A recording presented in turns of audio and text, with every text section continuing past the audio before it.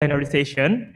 We will be moderated by two of our distinguished moderators, Mr. Arianto Nugroho and Mrs. Miriam van der Stichel.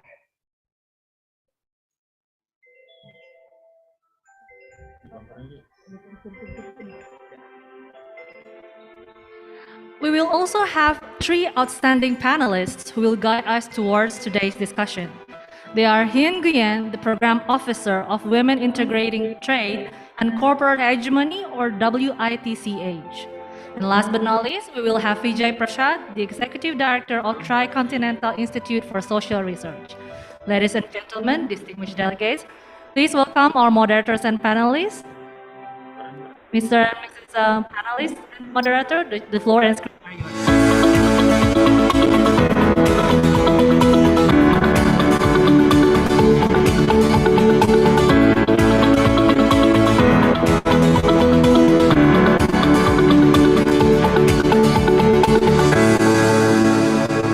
Thank you very much. Good morning, afternoon, and evening for all. I think it is a great momentum. We have International Women's Day. Also, we have kick-off of C20.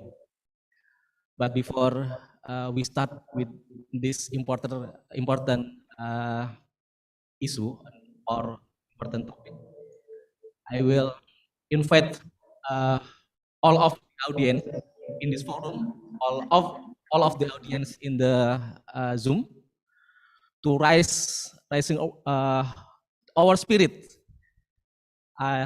When I say Civil 20, please follow. What? Civil 20? What our tagline? You are heard. Civil 20? International Women's Day? Okay. Okay, together again. Civil 20? International Women's Day? Thank you very much.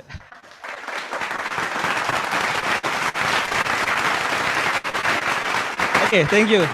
My name is Arianto. I'm from the Public World Japan Indonesia, also as a co-chair of Civil 20. I will moderate this session, but I'm not alone. In this forum, I'm together with Miriam van der Stichel, C20 Advisory Committee.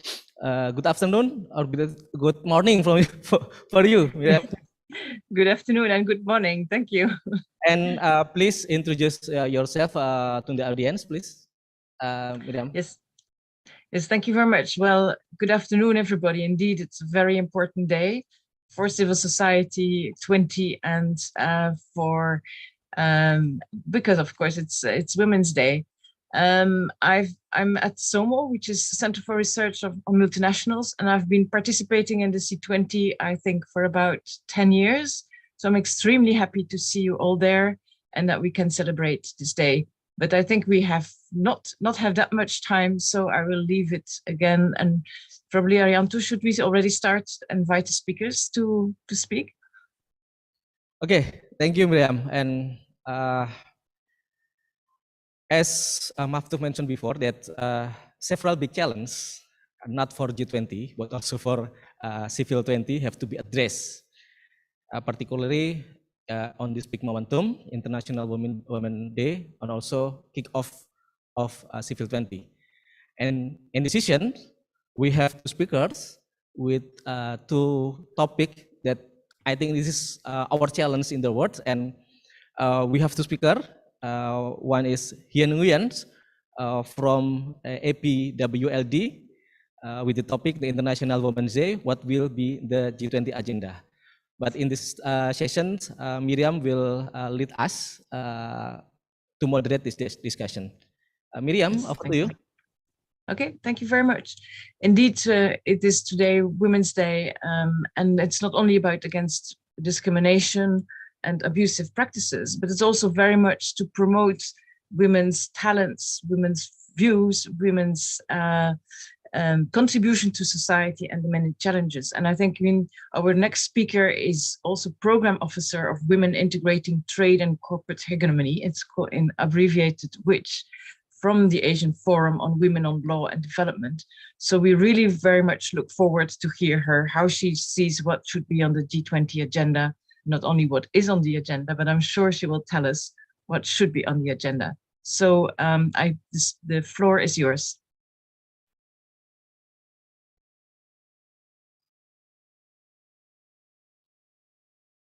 Right. Good morning, good afternoon, and good evening, everyone. I hope I am clear and loud enough. It's not very clear or very loud. Probably something can be done about it. Okay. How about it now? It's a bit better. Yes. All right. And I also asked to share the screen, so I hope my screen is available for all of you now. Yeah, we can see it on Zoom. Okay, yeah, great. So let me start by congratulate all the people, all the women and the people who love and support women by saying Happy International Women's Day to all of us. I know that since the beginning of our meeting today, we do a lot of action to celebrate it. That is the one day to remind all of us about our women, half of the world population. However, it may not enough for all of us to just one day, but we have to bear in mind or keep remember that women or gender equality and equity is a long, consistent and persistent journey that we have to do together. So let me bring to all of us one of the organization that is a women of feminist organization in the world. That's the Asia Pacific Forum on Women, Law and Development. So this organization or network was established in 1986 by inspiration of the United Nations for the Women Conference in 1985. So we see that the fight of the women started long ago, and we are keeping fighting for that. And see now and in the future, of course, if we haven't yet achieved the goal or the vision we envision, we have to continue our journey. So with first, I think it's important to remind of us about the impact of the COVID-19 pandemic on the women human rights. If we look at the global map that extracted from the WHO website on the 7th of March 2022, that until today or until the 4th of March, we have more than 440 million people contracted to COVID-19. So that is a very alarming number. And the number of people who died from this pandemic is more than 5 million. So it's a very sad number, but we have to keep in mind that it is a pandemic we are fighting and how it impacts to the people different, different group of people differently. So look at the distribution of the vaccine all across the country, across the region, and across the render, we can see that picture. So I just highlighted the number in yellow for all of us to see how the uneven the vaccine distribution among the region. For example, the developed country and also developing country with even 6 times or 7 or 8 times differences. How can it happen in our world nowadays? And if we look at from the gender perspective, we see the majority of the country, mostly the women, they got vaccinated much far less than the men.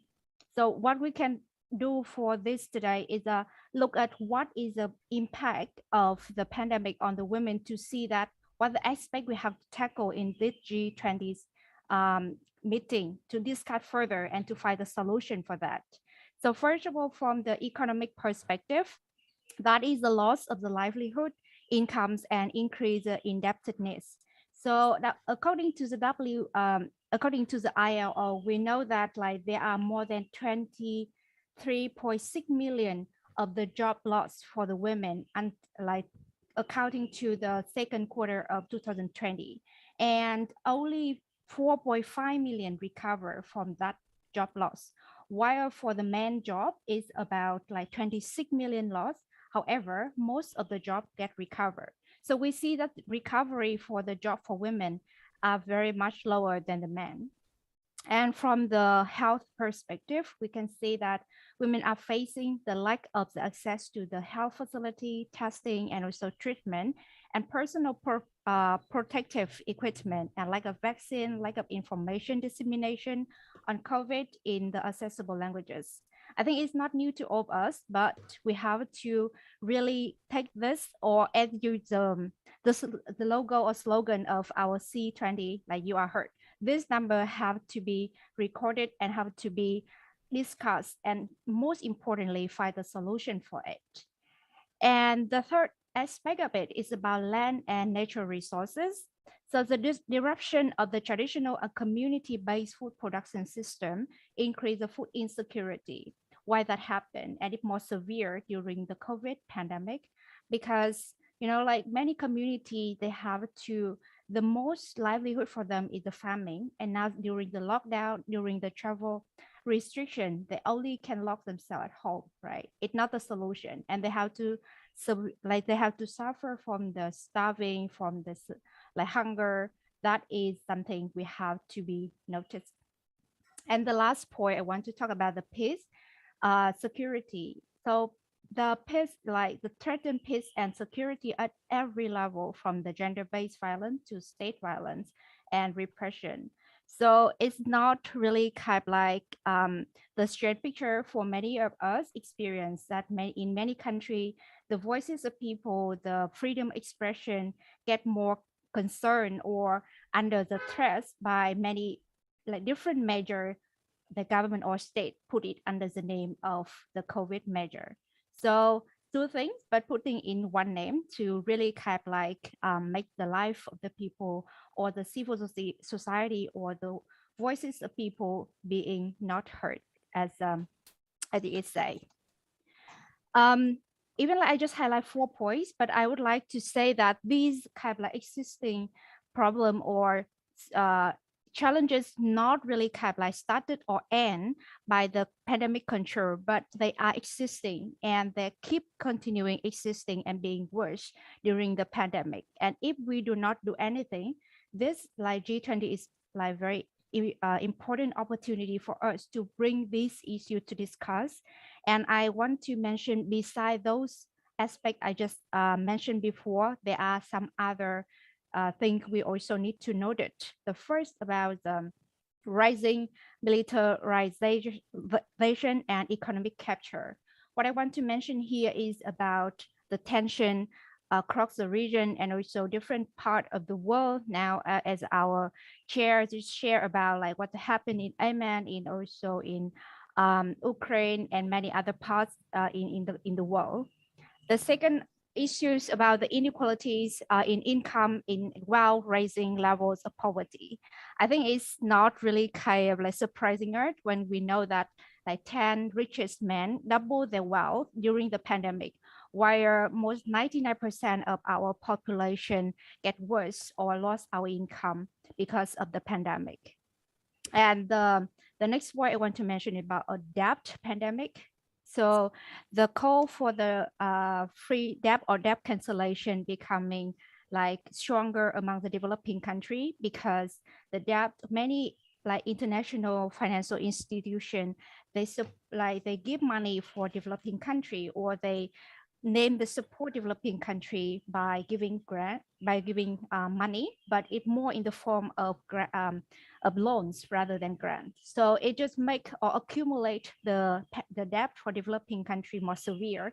And we are facing the problem like how we can mobilize or get our resources to pay this debt. So many countries from global south are facing the debt pandemic at the moment, and it will become worse after the pandemic. The next point about we need to remember is about environmental and climate crisis. Even now, our attention really focused on the COVID pandemic, but we do not or we cannot ignore that a lot of climate crisis and also disaster happening every single day. And especially in the region I am staying now, is the Asia and the Pacific. There are many countries that are suffering from the natural disaster, and we really need to tackle the thing together with other crises, not by the by the pandemic itself. And about the unjust trades and investment cooperation and cooperation and of development, we often hear the word like trade as a solution to escape from the pandemic or economic regression. However, that is only can be good if we really talk about the just trade and investment. But we do know that in the region and also many other part of the world, the secret trade negotiation happen, and also many other aspects not really take account into the human right and also women human right into the negotiation or the text article. So for us, when we look at those kind of negotiation or free trade agreement, that is unjust one, and we need to tackle those as well. The next one, I want to talk about the entrenched patriarchal norms and raising fundamentalism. So this one is like in the name of, protect the people and nation. Many countries also put it in like nationalism, to extreme, to really have like put the pattern of the many other kind of like medical health equipment to get the mostly for the corporate to take the advantage of it and take the profit of it. And also in the name of protect the people, many military, civilian, they also apply in different part of the world as well. Digital divide, the contact become more like strong recently when we know that as I am joining now by Zoom and we are connecting virtually, and it can become more luxurious for many of grassroots community and women, because many of them like do not have devices to access to the like meeting like this or the information like by virtual world. And also like it is another level, even the very basic level with the electricity access, it's not available for many community in the region, the Asia Pacific region. And I know that Africa are also facing the same problem as well. So with all these things, it's not really kind of the root of all these phenomena are the economic policy, I would say, and that have a foremost in the most of the world population and most acute to the women and girls. And then not just because women are disproportionately vulnerable to the human right impacts of the food insecurity and land and the natural resources degradation, but it's because the prevailing economic model perpetrates and often relies on the systemic discrimination and disadvantaged experiences by the women in order to generate growth. So for instance, the company participating in the global value chain relies on the devaluation of the women workers as the source of the competitive advantage, and rationalization of the society net and essential public services is made possible for the availability of the women unpaid labor to fill the gap in care. And moreover, the very way in which economic activity is defined requires gross undervaluation of the women under unpaid work, whether either in home or whether in the family business. So work that considers the women work is not given any economic value, even though like without it, economy could not function. So this Excuse me, can you make sure that you speak to the microphone, and if you also would be able to finalize? Thank you. We have some people don't hear you very well. Thank you. Oh, I'm so sorry for that. I hope I am clear now. Yeah. Yeah. Oh, wait, very good. So I keep holding the mic. Right. So I am talking about this systemic failure. So it's underpin the ongoing failure to recognize the true value of paid and unpaid care work or work that is feminized. So challenge the gender inequality, therefore require the direct challenging the economic policy, institution, and accounting that entrenches the social inequality and often undermine the regulation capacity of state. And it also required the adoption of an expansive notion of the women economic that go far beyond the idea of the women are economical empowered by they have agency to compete in the market. So if the women empowerment is mean to something, it must extend to strengthening women capacity to exercise the real power and control over their own lives, and in terms which they engage with the social and economic structure. So this is not possible without the substantive equality for women and fulfillment of the human right. So I just quickly go through the... Excuse me, but I think we have to finalize because we had like 10 minutes per speaker. Right. So just let me quickly go through the vision that women and also people society, they look at what is the world we want. That is a development justice world with high transformative shifts that are redistributive justice, economic justice, environmental justice, social and gender justice, and accountability to people. Yeah, I'm happy to elaborate more in the Q&A section when we talk about development justice. But lastly, I would like to remind all of us again about our 5-hour-long journey to get the gender equality and equity on the very special day today, the 8th of Women, the 8th of March, International Women's Day. That we call millions of the women on to continue to raise our voice, try out the barriers, and call for collective action. Reaffirm one more time in this banner, you can see that if the women stop, the world stop. Thank you very much. Thank you very much. And then I have to rush you, but I think you gave a fantastic speech. Let's give her applause. So thank you very much, because I think you gave us very good analysis, but also very concrete points for women, for structural challenges that really need to be addressed, I think, by all the different working groups. So thank you very much. And I give the floor to my co-chair. Okay, thank you very much for the first speaker and the moderator. But before we are going to the next speaker, due to the time constraints, I'm sorry there is no Q&A.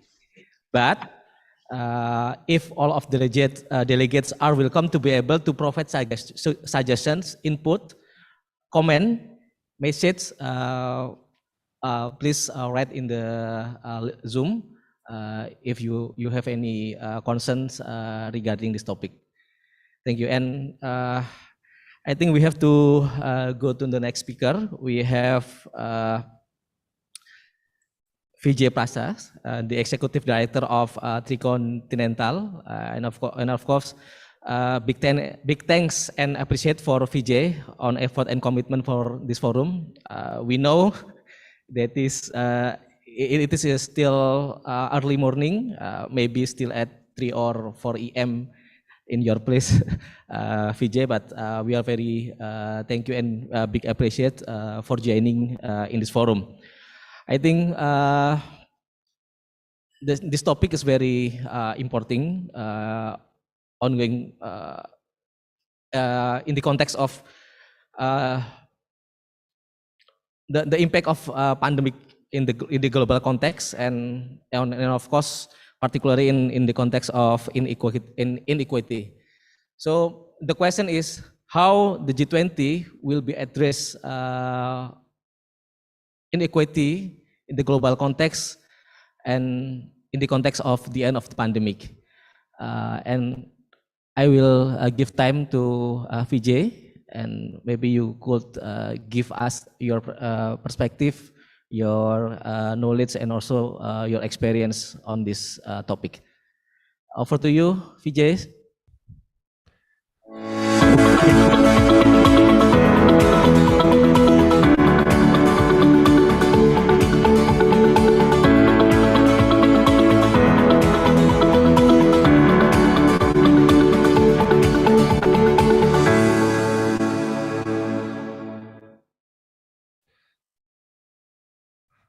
Hello and very good morning. It's the middle of the night in Santiago, Chile, where I am. It's great to be with you. It's 8 March even here, even though it's very early. So happy International Working Women's Day. Um, I wanted to say that we live in a world where there's an international division of humanity, and that has come across quite straightforwardly in the reaction to the war in Ukraine. There are comments made about the need to rescue blue-eyed children, blonde hair, people saying that this war is shocking because, it can't happen in Europe, but I suppose it's acceptable for a war to happen in Iraq or in Libya. It's acceptable for Syrian children to be stopped at the border into Europe, but not for Ukrainian children. Look, it's true, the Ukrainian war is horrible and everybody is moved by it. But we're also pretty shocked by this reestablishment, once again, in public discourse of the international division of humanity. We actually don't live in one planet, we live in many planets. We don't live on one boat, we live on many boats. Some people are able to go to higher ground when the oceans start to rise, others will drown. Some people were able to make it through the pandemic okay, others not so.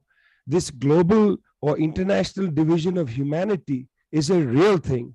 And the coverage of the war in Ukraine has once again reaffirmed that. During the pandemic, the research institute I work in, Tricontinental, and 26 other research institutes around the world created a document which we called A Plan to Save the Planet. This is available for free download on our website. Now, this plan to save the planet is based on an assessment of what we call the 4 apartheids of our time. I'll quickly run through them in the time I have. The first apartheid is medical apartheid. The head of the WHO put the phrase vaccine apartheid on the table. That's true. If you look at the current rate of vaccination in Burundi, a country of about 12 million people, at the current rate, Burundi will reach 70% vaccination in January 2100. January 2100, my friends. That's what's going on in our country. Secondly, education apartheid. According to UNESCO data, 463 million children, mostly in the global south, have no access to technologies that would allow them to get online. No access to technologies. It's not even enough to talk about, digital divides. You have to talk about electricity divides. 60% of the population in Afghanistan doesn't access electricity.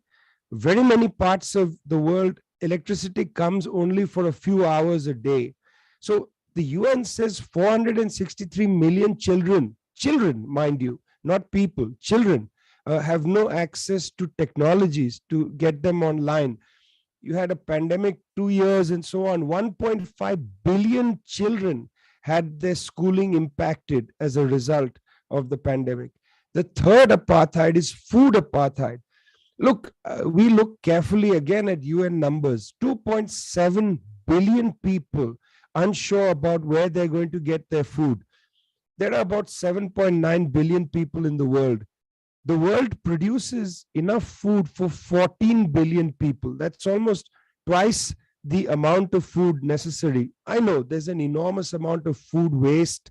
There's an enormous amount of waste, not only from the plate, people just throwing their food away and so on, but also waste in the fields, poor management of supply chains. All of that is true.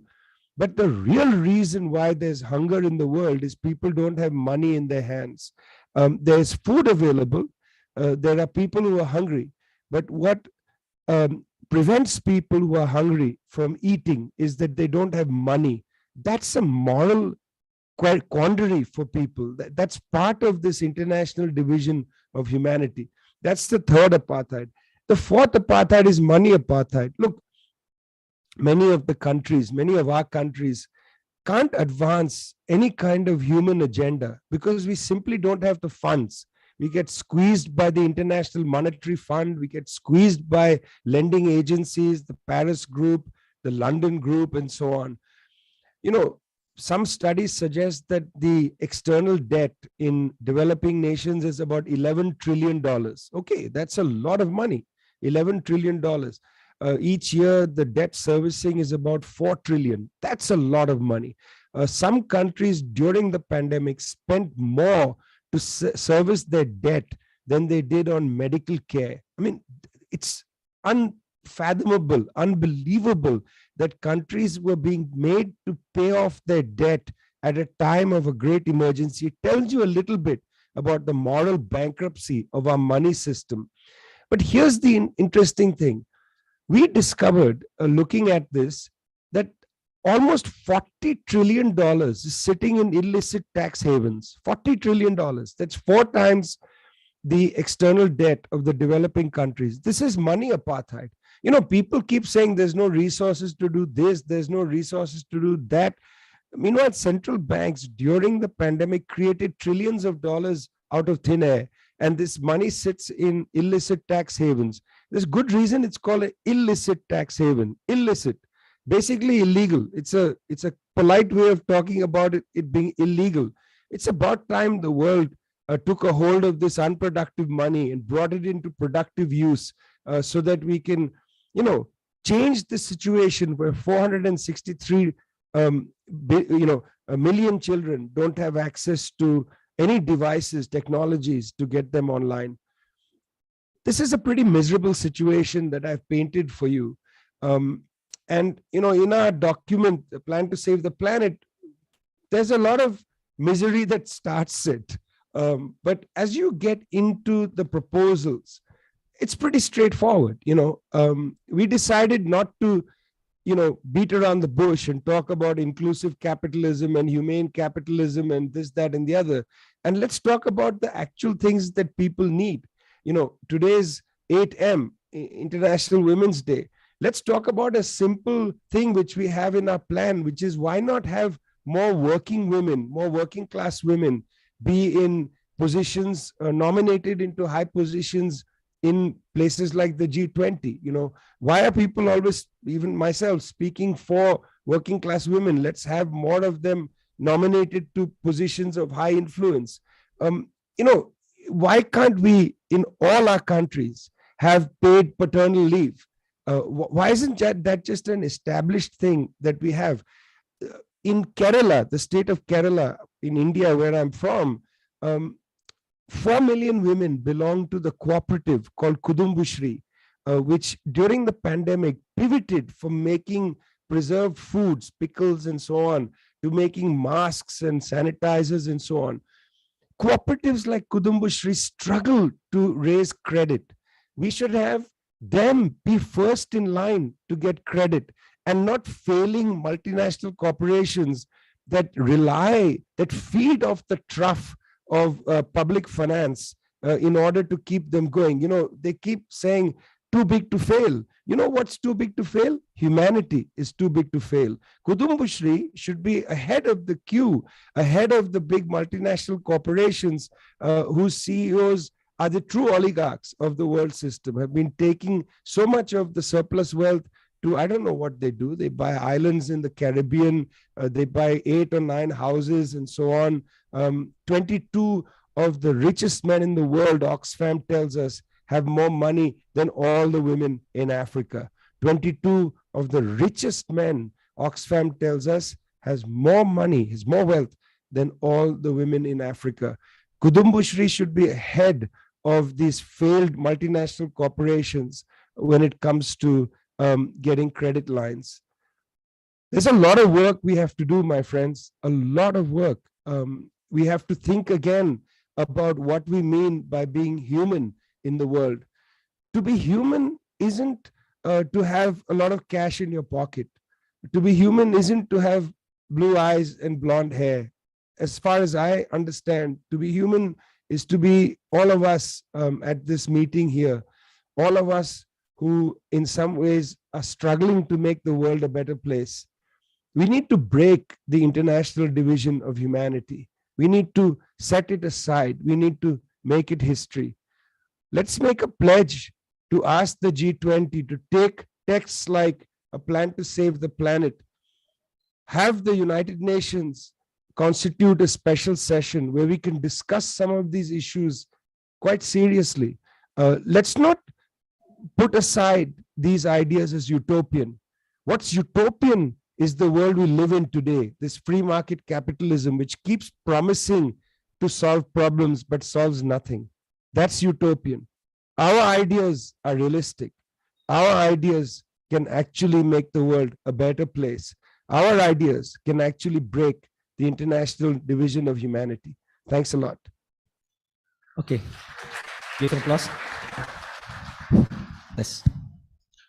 Thank you very much for VJ who giving us your perspective. But I would not like to conclude this forum. But both of the two speakers will be discussed in our C20 process on how Civil 20 and of course G20 will be addressed the problems in the world with the G20 process, particularly, and how Civil 20 also have the roles and have the contributions to address this topic. And thank you very much for the speaker. Thank you very much for the moderator, Liam. Very thank you. And of course, because due to the limited time, I will give to the MC. Thank you.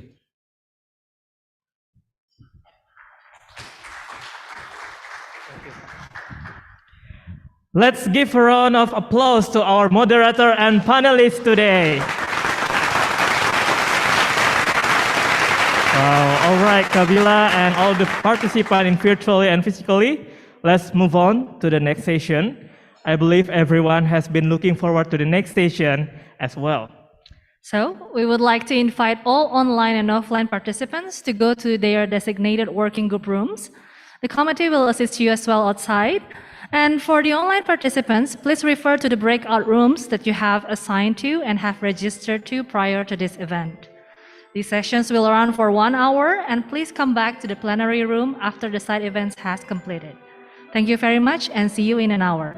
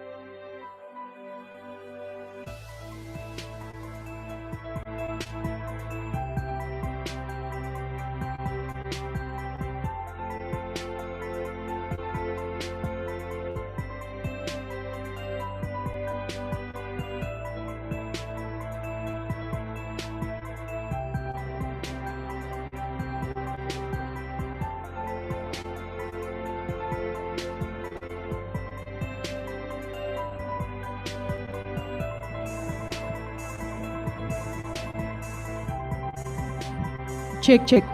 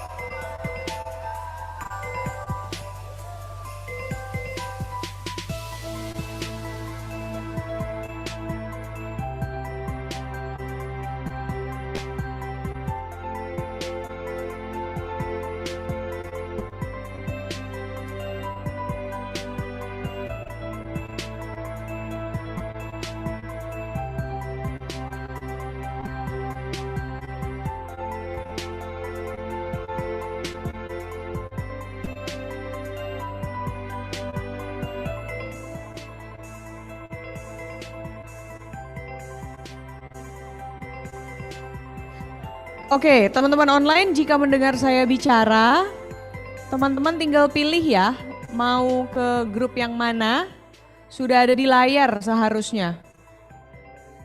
Cara memilihnya.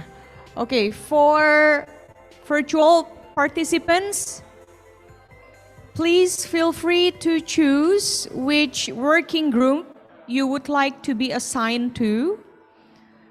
It's on your screen, the options, and then you will be automatically assigned to the room that you choose. Thank you.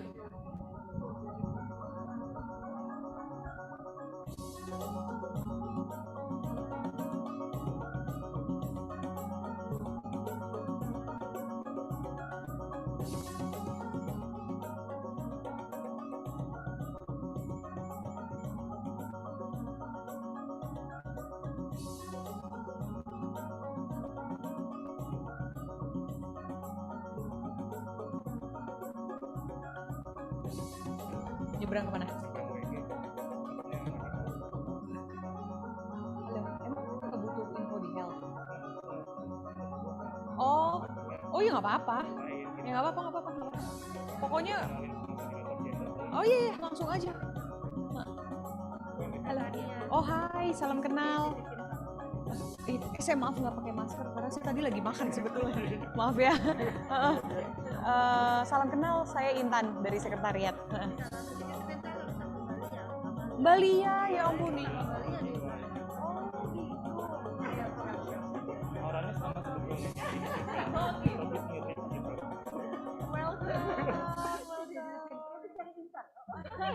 Tapi nanti ke Belanda lagi. Mungkin buat siapa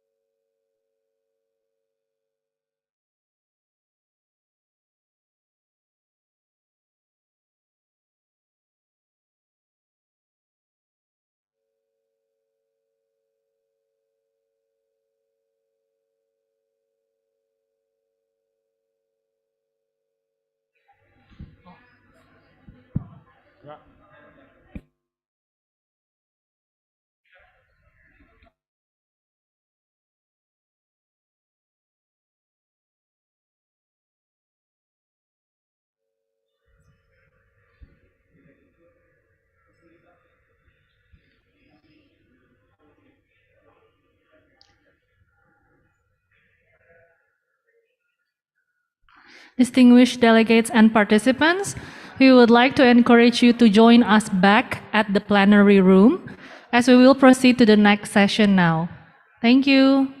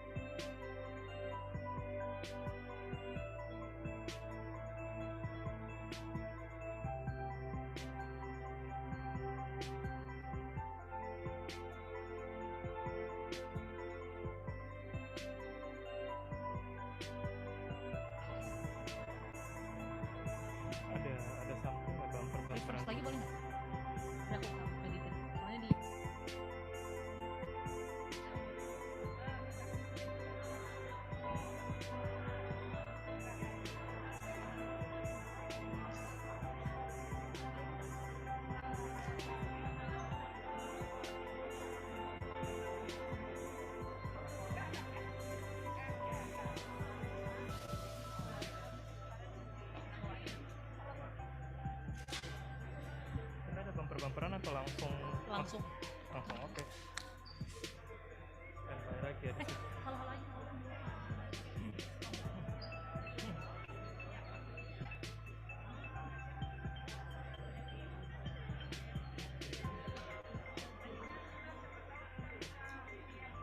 Hello, all the participants physically. Could you please to back to the main room so we can proceed to the closing ceremony? Thank you.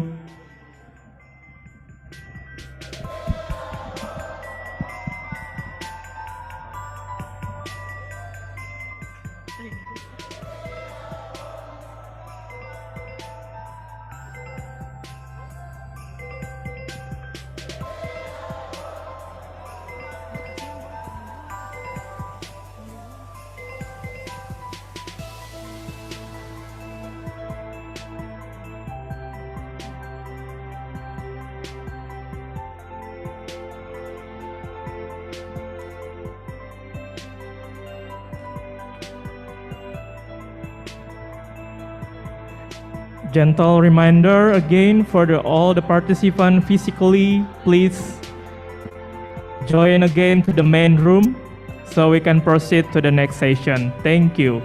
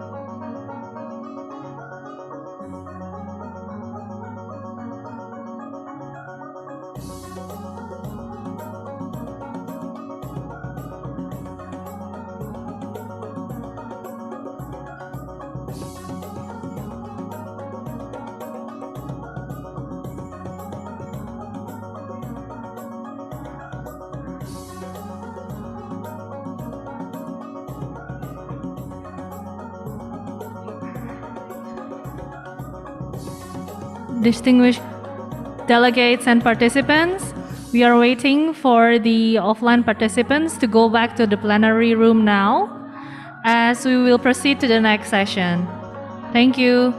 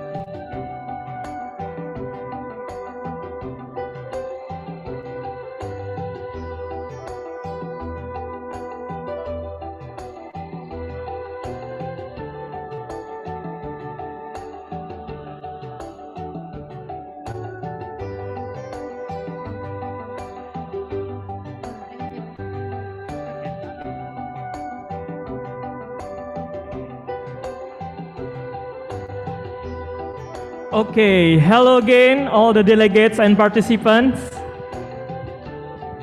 Okay, we're trying to have a civil society 20. Jargon, right? yes. Yeah. Can we maybe revisit Mas Arya's jargons before when we say C20, yeah? C20, what do we say? You are heard. Sorry, this is break the bias. Yeah, you are heard. Yeah, and then International Women's Day, then break the bias. Okay, I will call to you all. I will say C20 and please, you are heard by delegates and participants. Okay, we try first. C20. You are heard. Once again, C20. You are heard. Thank you. International Women's Day. Break the bias. Louder. International Women's Day. Break the bias. Perfect. Perfect. Yeah, we believe that everyone had a fruitful and insightful discussion today on their working group sessions. And now, before we wrap up of the whole kick-off meeting series, we would like to invite Mr. Sugeng Bahagijo to deliver closing remarks on behalf of the C20. Mr. Sugeng, the screen and floor are yours.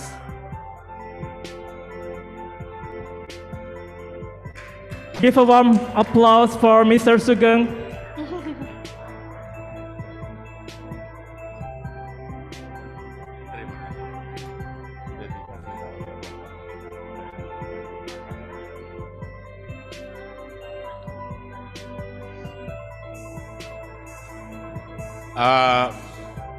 Colleagues and friends, I will not make speech, but I will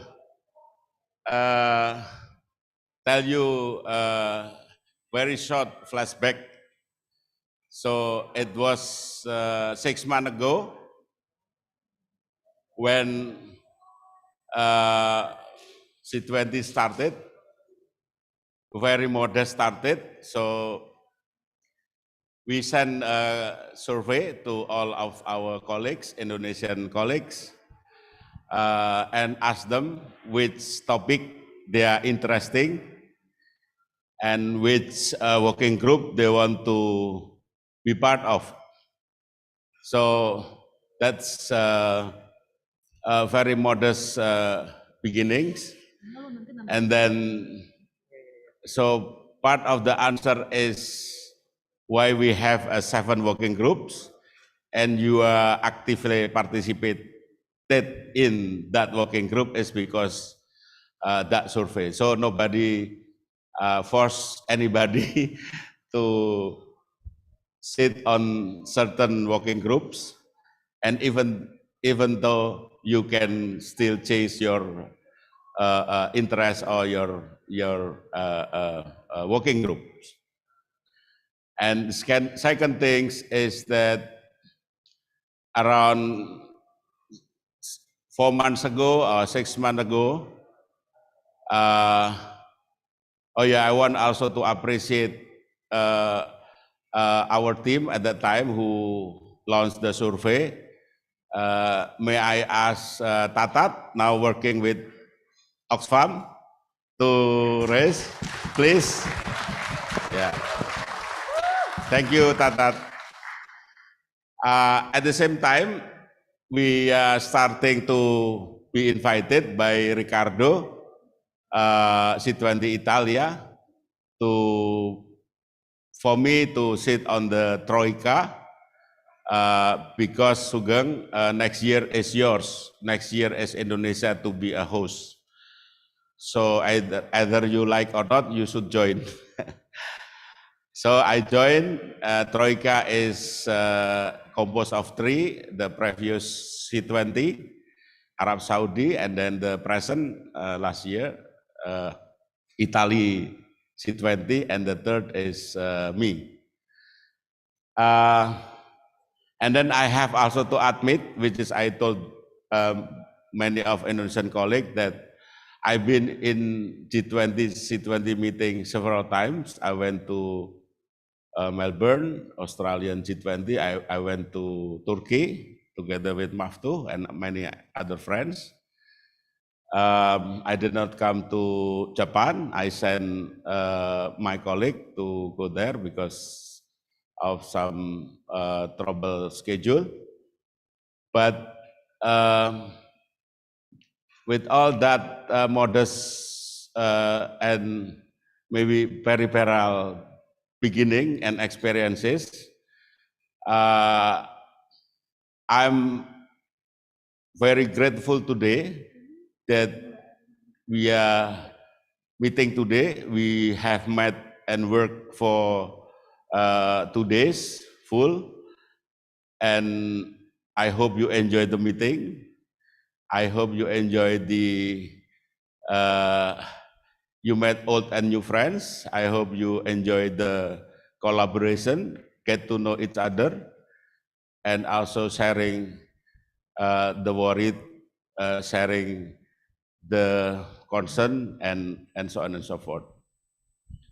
So I would like to thank all of you for attending this meeting, for allocating time, because C20 is not mine, C20 is not belong to committee, C20 is belong all of you.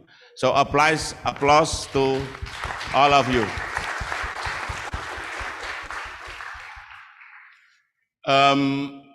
I truly believe so, because without your commitment, without your hard work, we will have difficulty to even to finish our policy brief, for instance. Without active participation and your commitment, we will not be able to organize this meeting. So in this respect, I want to deeply Thank you for the committee. So may I ask the committee, first of all, I would like to ask Rahmi to come forward. She's actually the one who responsible, so it's not me. So thank you, Rahmi, for all your hard work, for all your tireless work, commitment. Terima kasih.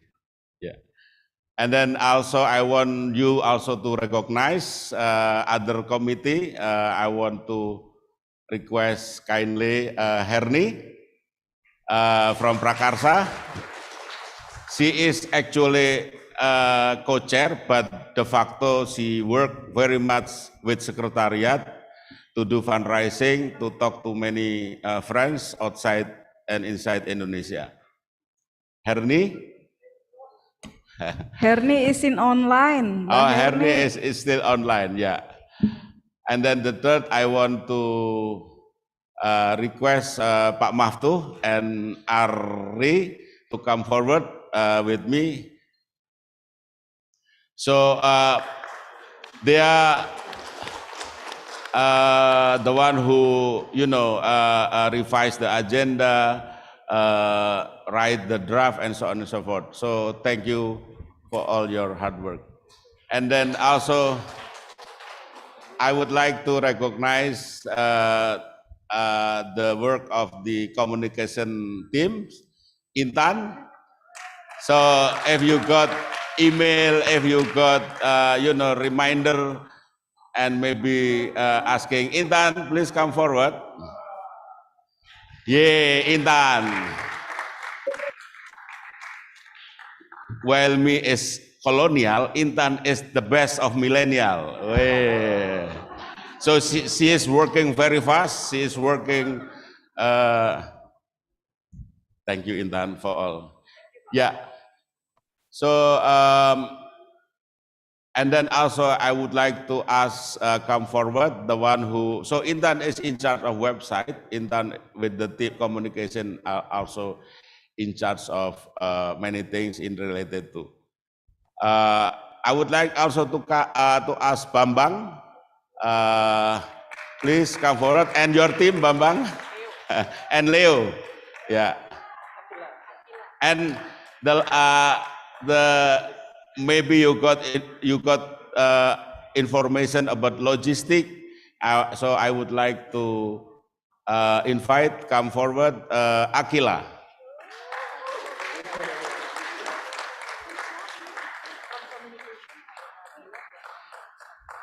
And then it will be not proper if I did not mention Adela and Muslim.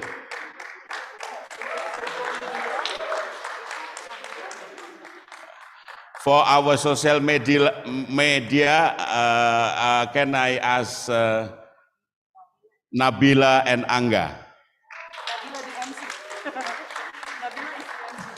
Nabila is the MC. So I would like you to give applause to all of them.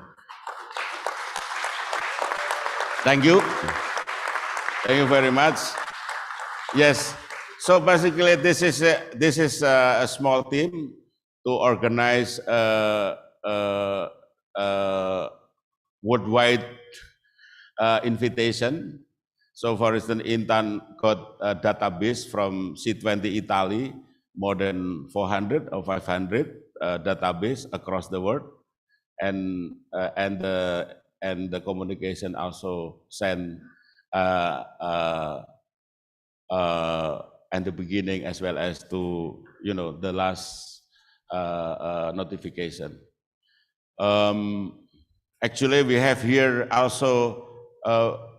She is a co-chair, she is a working group leader, but she is also supporting the committee.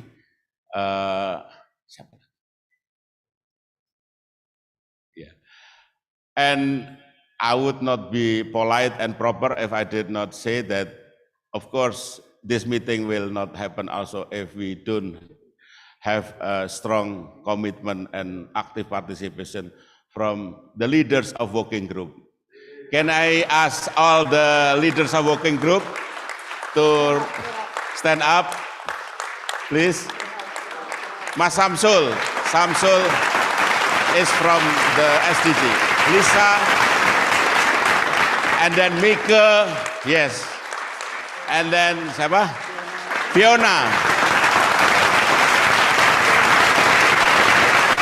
Agung. Mas Dadang.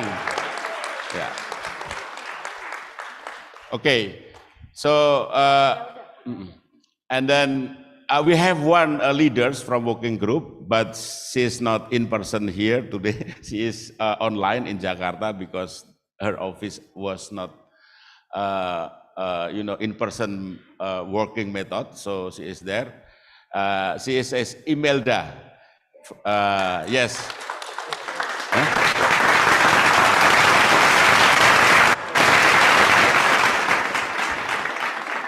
And then I would also thank you for all the steering committee. I should mention Laura Marianti, Bini Bukhari. They are in the online, yeah. And then Pak Tata Sudrajat. Yeah. And then also Fabi Tumiwa. And then all the international steering committee who are also active in our meeting for the last Saturday. And then very grateful for Ricardo, C20 Italia.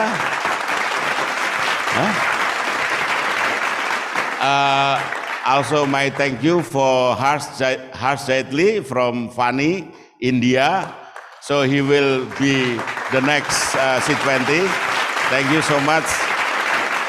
And then also colleague from Asia, steering committee from Asia, and Professor Ansel Moli, my longtime friends. Siapa lagi kira-kira? Yes. So again, this is not the end, my friends. This is the beginning. So I wish you will make more connection to our working group. Do not hesitate to contact us. And for the committee, can we say applause and respect for all who are attending now? Applause.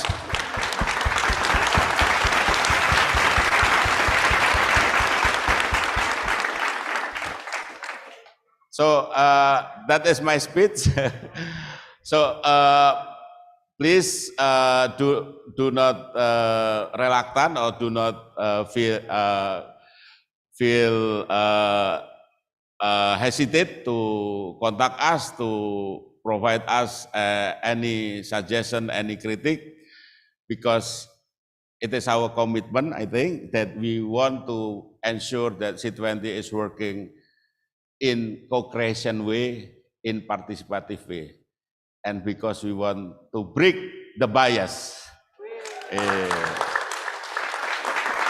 Can I ask one or two, three from you to say something? Rahmi first. Rahmi first. 1 minute. 1 minute.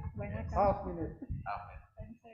Yeah. So yeah, I'm really grateful that I can participate here and also support the process that we have done so far. And once again, the event itself will not really success without your all support and participations. And also the support from chair, co-chair, the all steering committee and international advisory committee.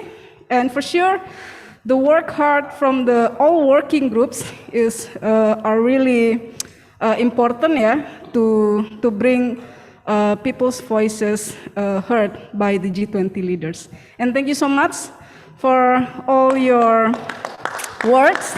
And we are waiting for the next agenda and collaborations with you all. Thank you so much.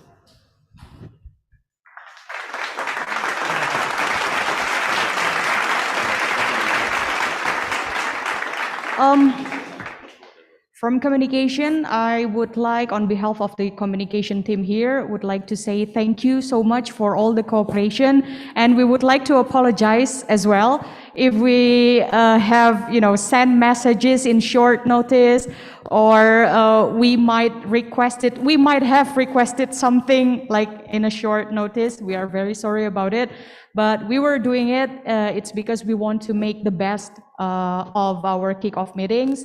And I hope everyone is enjoying the kickoff meeting, and the communication team will work even better for the next agenda, for the next event, for us to be different in a creative way, definitely. So thank you so much for all the cooperations. And maybe don't forget to follow the social media and also use the photo booth in front of our ballroom, and also tag social media of C20 Indonesia. Thank you. Yeah. Cukup. So again, please contact us. Please send us email. We love all your input, your suggestion and critique. So thank you so much.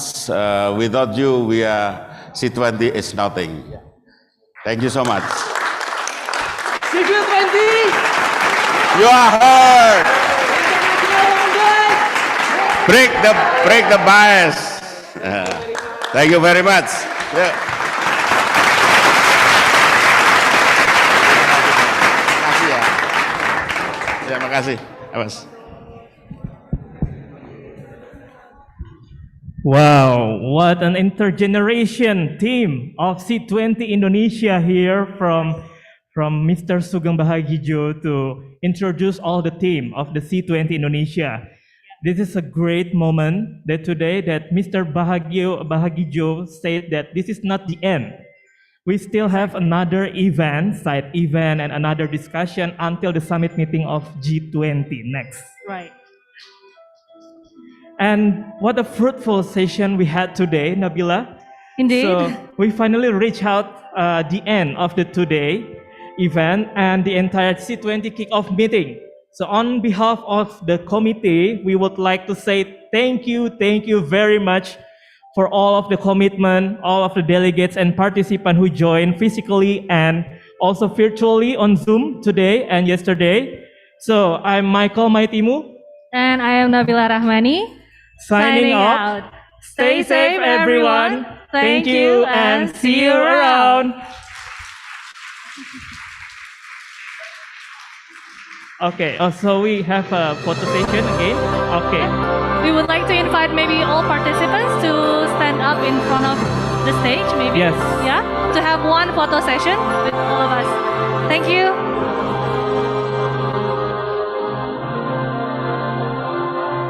Okay, we invited all of you in this room to stand out. Or maybe that would be making it some people are tired, but maybe, yeah. If anyone wants to go up to the stage and take photos, and maybe take photos on our social media frame in front, please feel free to do so. Thank you and have a very nice evening. And don't forget we have dinner at the end of our session today. I think it will be ready by any time. So you can go to the restaurant at Conrad Hotel and have your beautiful dinner. Thank you. Navigate the sea of change. We have always overcome hand in hand. We cover together. We'll recover stronger. Reaching out for children's future destiny.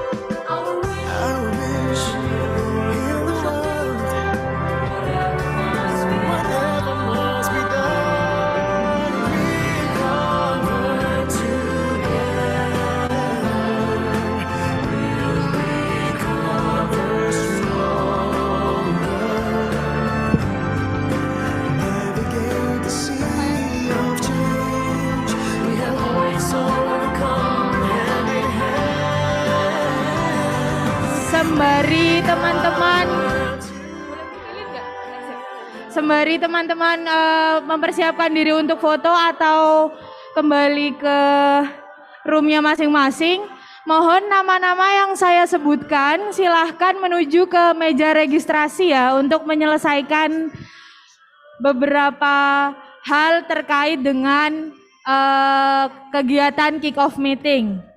Yang pertama atas nama Rizka, yang kedua atas nama Yohanes, yang ketiga atas nama Skar, yang keempat atas nama Inang Winarso, yang kelima atas nama Abdi Suryaningrat, yang keenam atas nama Tamara Amalia, yang ketujuh atas nama Alivia Dia, yang kedelapan atas nama Dadang Trisa Songko, dan yang terakhir atas nama Agastya Yatra. Dimohon untuk ke meja registrasi. Terima kasih.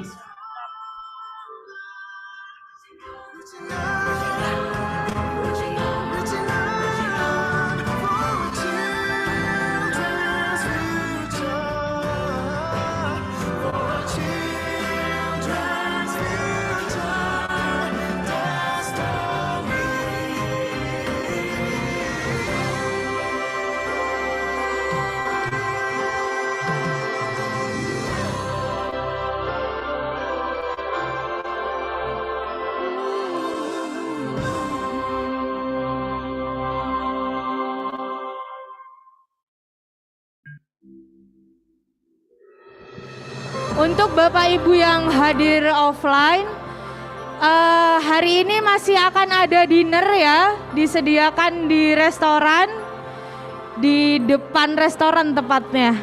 Jadi silahkan Bapak Ibu pukul 6 bisa mulai